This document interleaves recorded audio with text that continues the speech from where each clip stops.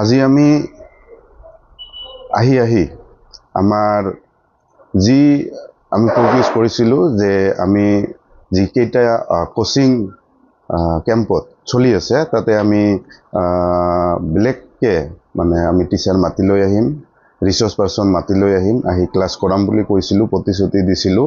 সেই হিচাপে আমি আজি চিটিলা হাইস্কুলত আজি আমি ডক্টৰ হাসমত আলী চাহাবক আমি ইনভাইট কৰিলোঁ।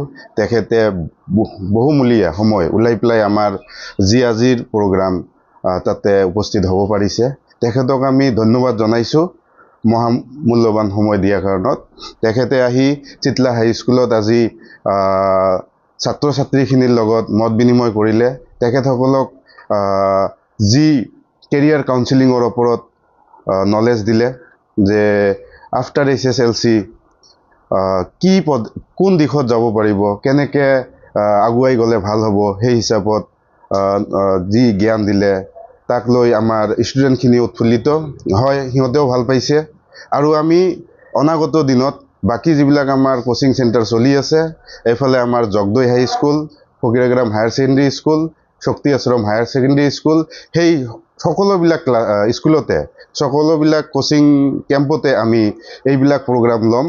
আজি আমাৰ যি চিটলা হাইস্কুল আছে ইয়াতে আমি দুটা টপিকত দিবলৈ চেষ্টা কৰিছোঁ। এটা হৈছে কেৰিয়াৰ কাউন্সিলিং, সেইটো আমাৰ আজি দিলে ইতিমধ্যে শেষ হৈ গ'ল সেইটো ছেশ্যন, যিটো career counselling doctor Hasmat Ali sir তেখেতে দিলে। আৰু এটা টপিকছ আছে আমাৰ ইয়াতে আজি পঢ়াব ডক্টৰ আনোৱাৰুল ইছলাম, তেখেতো এছ'চিয়েট প্ৰফেচৰ হয় ফকিৰাগ্ৰাম কলেজৰ।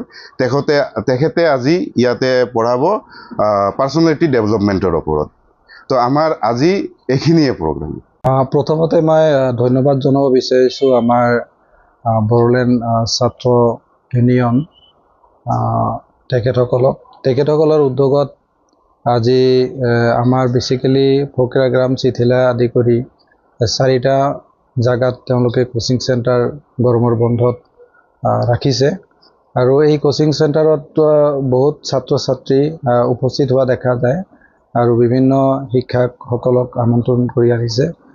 অন্যান্য শিক্ষকৰ লগতে মোকো আজিৰ এই বিশেষ কাৰ্যসূচীত মোক আমন্ত্ৰণ কৰিছে। মই তেখেতসকলক বিশেষকৈ আমাৰ BSUৰ সভাপতি নুৰ আলমক বিশেষভাৱে ধন্যবাদ জ্ঞাপন কৰিছোঁ। তেখেতসকলে ইয়াৰ যি উদ্দেশ্য, এয়া মহৎ উদ্দেশ্য আগত ৰাখি এনেকুৱা কাৰ্যসূচী হাতত লৈছে। মই বেচিকেলি কেৰিয়াৰ কাউন্সিলিঙৰ ওপৰত ছাত্ৰ ছাত্ৰীসকলৰ লগত মত বিনিময় কৰিলোঁ।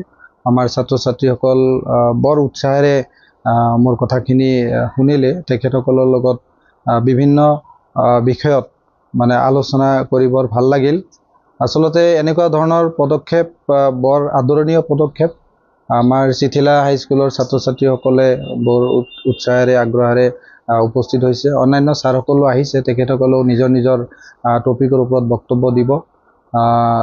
ন' ডাউট মই ক'ব বিচাৰিছোঁ যে তেখেতসকলে যি মহৎ উদ্দেশ্য আগত ৰাখি এনেকুৱা ধৰণৰ কাৰ্যসূচী লৈছে, এই কাৰ্যসূচী যাতে এই বছৰতে সমাপ্ত হৈ নাযায়, অনাগত দিনত বা অনাগত বছৰবোৰতো তেখেতসকলে যাতে এনেকুৱা কাৰ্যসূচী গ্ৰহণ কৰি বিশেষকৈ উঠি অহা যুৱক যুৱতী তথা ছাত্ৰ ছাত্ৰীসকলক উৎসাহ উদ্দীপনা যোগায় আমাৰ সমাজখন যাতে শিক্ষিত সমাজ, শক্তিশালী সমাজ গঢ় ল'ব পাৰে, তাৰ কাৰণে মই তেখেতসকলক আহ্বান জনাইছোঁ। এইখিনিয়ে কৈ মই মোৰ সামৰিছোঁ।